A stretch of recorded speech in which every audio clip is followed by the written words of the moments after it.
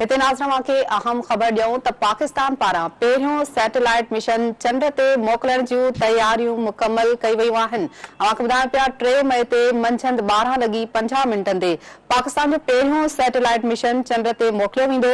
इहो मिशन चीन जे Hainan space launch site तां ख़ला में मोकिलियो वेंदो। वधीक अवांखे ॿुधायूं पिया त सैटेलाइट आईक्यूब कमर जे लॉन्च खे वेबसाइट तां लाइव टेलीकास्ट कयो वेंदो।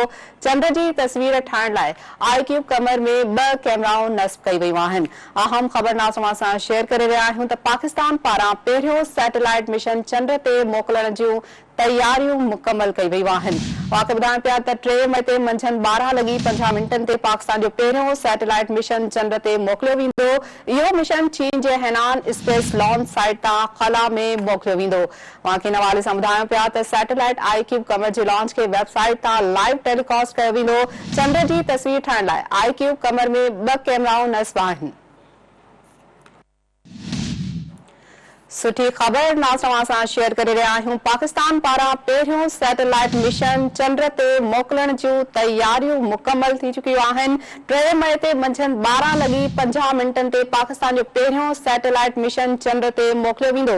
इहो मिशन चीन जे हैनान स्पेस लॉन्च तां ख़ला में मोकिलियो वेंदो। सैटेलाइट आईक्यूब कमर जे लॉन्च खे वेबसाइट तां लाइव टेलीकास्ट बि कयो वेंदो। चंड जी तस्वीर ठाहिण लाइ आईक्यूब कमर में 2 कैमराऊं नस्ब आहिनि।